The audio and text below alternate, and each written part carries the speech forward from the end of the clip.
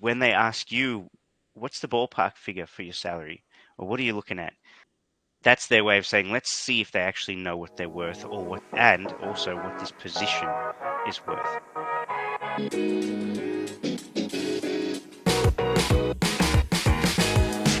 Hello and welcome to the Pybites podcast, where we talk about Python, career, and mindset. We're your hosts. I'm Julian Sequeira. And I am Bob Beldebos. If you're looking to improve your Python, your career, and learn the mindset for success, this is the podcast for you. Let's get started. The following is a snippet from Julian's PDM Mindset Hacking session, where he gave some valuable tips for the salary negotiation. Make sure you don't undersell yourself and really show what your worth is. I hope these tips will help you the next time you're looking for a job. So the whole salary negotiation thing, when you're looking for a new job, especially as a Python developer, right? Let's relate it to that. But this is agnostic information. The first thing to do, it's funny, people think about salary negotiation. They think about having these talks about their pay as something you do in the moment, right? But there's so much pre-work to it. There's so much preparation you should be doing before you even go for that interview, right? And the number one thing is to do your research. So understand what developers in your city, not even just your country, but in your city, get paid. So perfect example is the US. The pay bracket for, say, people in New York City is very different to the pay bracket for people in, I don't know enough about the city layouts, but like the central cities and states, like, oh God, I don't know enough about America. Compared to, say, Birmingham. There you go, exactly, Birmingham, to the West Coast. So, and then along the West Coast, you're going to have higher salaries up in San Francisco versus down in LA, down to San Diego, and so on, right? Texas, different salaries to North Carolina, so everywhere you go, there will be different salaries because they base it on your cost of living in those locations, right? So to relate it to me, Sydney salaries are much higher than up in Brisbane, in Queensland. So it's just how much it costs to live, and that's something you have to research. So it also gives you that confidence to not be ripped off, because they might try and give you a lower offer, right? But if you come in knowing that experienced or certified developers in New York make 250, 300K as a salary US, and they're offering you 150, you can tell them to get stuffed, right? Because that's not enough to get you through, right? So you have to do that research, and you can do that through places like Glassdoor to check for what people are posting as their salaries in these different cities. That's the first thing. Do that research, right? The other thing to do is, and I relate this to PDM somewhat, make sure you have your evidence ready. So have your portfolio ready, have the skills that you've developed ready, have all of that stuff top of mind. Even write it down on the piece of paper that you might take with you to interviews for. So like I've always said, when you're going for an interview, have the examples that you're going to talk about written down on a piece of paper. If so when they ask you a question like, hey, give me a time when you showed some initiative or something, just have a little note like, oh, the time I did X, and then you can elaborate on that story. So on that same piece of paper that you bring in, have the data points for why you're worth a salary. So the next step of this is, what is your worth? What is your value? What is your number? So there's two sides to that coin. The first thing is going to be, you know what you're worth. You know what you're currently making in your current job. You know what your hourly rate is. If you don't know, calculate it. And you might find, okay, I'm getting paid $60 an hour. Okay, if you're getting paid $60 an hour, you don't want to go into anything that's less than that. So how can you prove that? Where's the evidence that when you have these conversations, you can say, yeah, I'm worth $60 an hour, or whatever that equates to over a full year. So let's call it 140K, 120, 30, Okay, whatever that is. But if you want to go for those, if you're in, say, New York or one of those higher paying areas, and you need to say, yeah, 250, well, then you're looking at, you know, I would say that's over $100 an hour, right? So you have to be able to prove that without being arrogant, just be confident. Okay. And so being able to do that is super important because they're going to try, they want to hire you for as little as possible. So if you can get in there and say things like, yeah, look, with my PCPD certification, there's the proof. Here's my GitHub. Have a look at the giant technology stack that I use for my that I've used for this application that I have demonstrated knowledge with. Play with it. Have a look. You'll see that I'm worth every penny, right? So that's one side of the coin, is knowing your value from that perspective. The other side is knowing what you actually need, because you're potentially what you earn is not necessarily what you need to get by every day. So there's that sense of budgeting. You have to know what your minimum rate to survive is. And that's also something people forget. They forget, they always think about this from a skills perspective of, oh, I made 100K in my last job. I want to get to 110.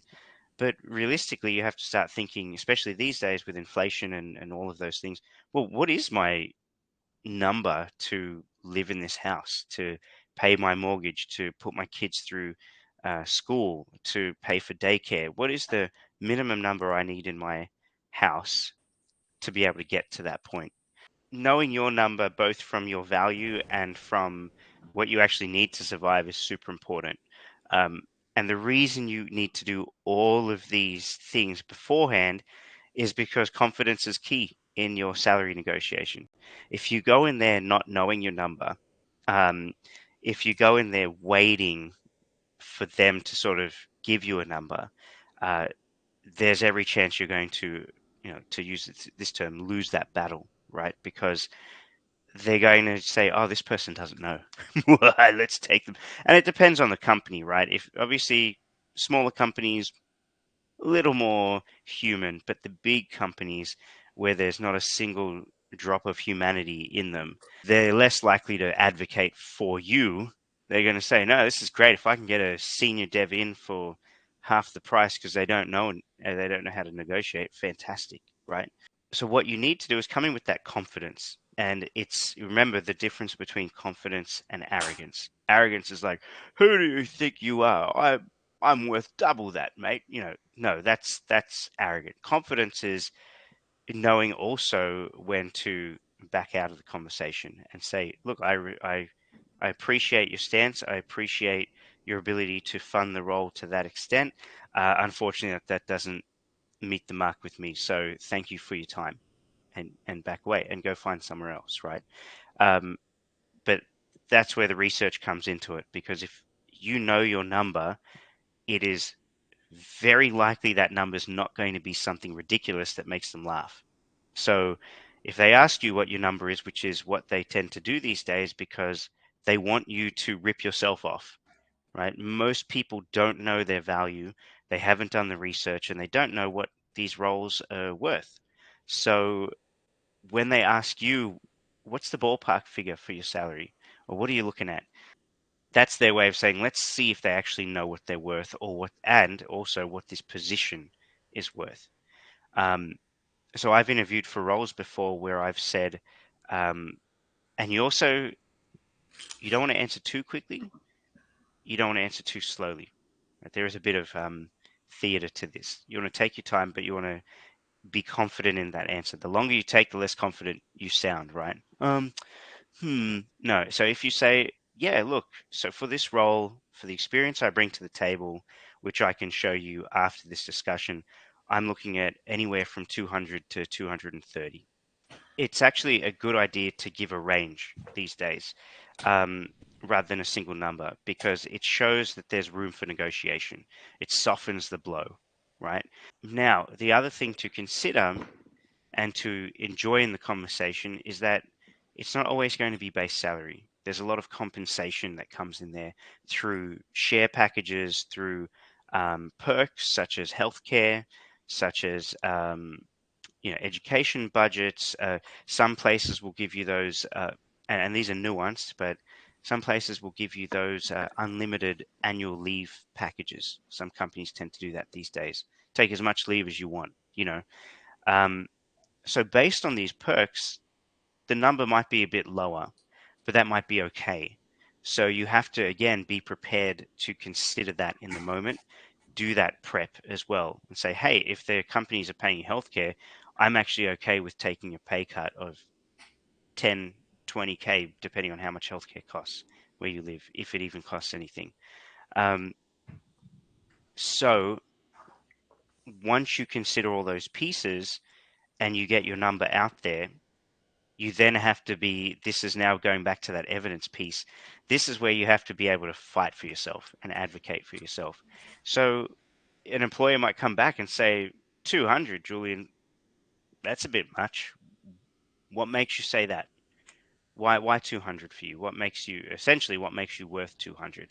And that's where the prep you did in advance comes in. If you start um, stuttering and be like, you feel that heat through your body as you're nervous and anxious, like, oh my God, what do I say to that? Lean back on those the evidence that you talked about, that you prepared in advance. So if someone said that to me, I'd say, well, I'm awesome. No, I wouldn't say that. But if someone said, 200K, Julian, come on, really? I'd be like, yeah. I said, well, it's roughly what I get paid now. And that's the other thing. Never tell them what you get paid at the moment, right? Never tell them that. They don't need to know that information. So I can say it's what it's. I could say it's roughly what I get paid now. It is, my worth is based on these factors. Show them the GitHub repo. Show them your certifications. Tell them about your years of experience, right? And say there are things that I've done over the past 15 years of employment that are not on a piece of paper. The experience that I bring to the table is an experience you're not going to find in anyone else. I can guarantee you that. You know, and if you speak to that level of confidence, again, not arrogance, um, you will have a much better time of being able to convince them or justifying that you are worth the number, and more importantly, that you've thought about the number. Um, so I remember being in an interview where I said, for this position, the time commitment, and this also comes down to understanding the position you're going to. So in the role that I'm talking about, it was going to be a global management role for a company. It was going to involve work across 3 geographies, right? APJC, EMEA, and the Americas. And I said, I know the level of work involved working across those regions. I know what you're asking me to build from the ground up. I know what's happening, what my workload is going to be like. Totally get it. Senior role, you want me to build a team as well. I'm looking at no less than 230K, right? And so when you speak like that, it shows an understanding, a respect for the role, a respect for the company, respect for yourself, and it moves you up a notch in that level of confidence and like, oh yeah, okay, they know what they're talking about, and competency. So, um, yeah, the idea is to have convincing and have conviction, have some clarity to your answers as you talk through this piece. And then, yeah, the last piece of this, which I mentioned before, is know when to stop. Some companies just can't afford you. That's going to happen, right? Sometimes they just will sit there and say, I appreciate it, but yeah, we just don't have the cash to pay you what you deserve and what you're worth. Or sometimes they'll sit there and obviously go with someone else or go with someone else who's cheaper or whatever. And that just comes back to that piece of you got to keep trying. Um, but that's how I negotiate. These are the two. I wrote them down on my phone. That's what I was reading off my phone. But that's how I negotiate for roles. Do a lot of prep. I would say 70% of your time with this should be preparing your answers and your knowing what your value is, getting that confidence piece in, and then the next piece should be getting in there and speaking confidently. And you can practice that with people. You can give me a call and say, "Hey, Julian, I want to practice a conversation around compensation with you." I'll be like, okay, I'll grow you through it. Hey, this is Bob again. A bit different this week, yes, but there was a lot of value in that mindset call we wanted to share with you all. And also give you a glimpse into what our group calls are like in the PDM program. If you have any questions, please check out the PDM program. The link is below. And we will be back with a fresh new episode next week. Thanks for listening. We hope you enjoyed this episode. To hear more from us, go to Pybites/friends. That is pybit.es/friends and receive a free gift just for being a friend of the show. And to join our thriving community of Python programmers, go to Pybites/community. That's pybit.es/community. We hope to see you there and catch you in the next episode.